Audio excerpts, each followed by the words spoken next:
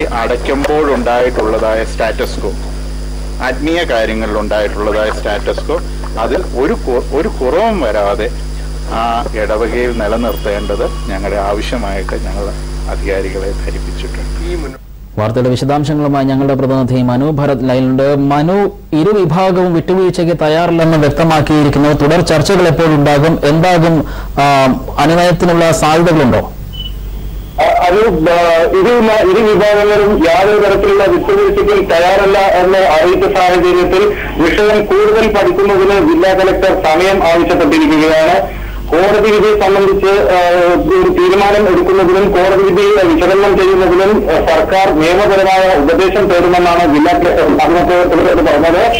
ഇത് വിധി കൂടുതൽ വിശകലനം ചെയ്യാൻ സമയം ആവശ്യമാണ്. പള്ളി തുറന്നു വിശ്വാസികൾക്ക് ആരാധിക്കാൻ തുറന്നു കൊടുക്കണം എന്ന് തന്നെയാണ് ഗവൺമെന്റിന്റെ നിലപാട്. പക്ഷേ ഇപ്പോൾ അവിടെ 144 പ്രഖ്യാപിച്ചിരിക്കുകയാണ്. സംഘർഷം അയവ് വന്നാൽ മാത്രമേ ഇത് പിൻവലിക്കുന്നതിനെ കുറിച്ച് ആലോചിക്കുകയുള്ളൂ. ഏതായാലും കൂടുതൽ സമയത്ത് എടുത്തുകൊണ്ട് മാത്രമേ ഈ വിഷയത്തിൽ ഒരു പരിഹാരം കാണാനാകൂ എന്ന് ജില്ലാ ഭരണകൂടം വ്യക്തമാക്കി. എന്നാൽ യാതൊരു വിധത്തിലുള്ള വിട്ടുവീഴ്ചയ്ക്കും ഈ വിഭാഗവും തയ്യാറല്ല എന്ന് വ്യക്തമാക്കുന്നതോടുകൂടി സംഘർഷം വർദ്ധിക്കാനും സഭാതർക്കം രൂപമുള്ള സാധ്യതകളാണ് മുന്നിൽ കാണുന്നത്. കോഴഞ്ചേരി പള്ളി തർക്കവുമായി ബന്ധപ്പെട്ട് വിട്ടുവീഴ്ചയ്ക്ക് തയ്യാറില്ലെന്ന് യാക്കോബായ ഓർത്തഡോക്സ് വിഭാഗങ്ങൾ അറിയിച്ചിരിക്കുന്നു. കൂടുതൽ സമയം കാര്യം പഠിക്കാനായി ജില്ലാ കളക്ടറും ആവശ്യപ്പെട്ടിരിക്കുന്നു. വിശദാംശങ്ങളാണ് മനു ഭരത് പങ്കുവച്ചത്. ഇടവേള.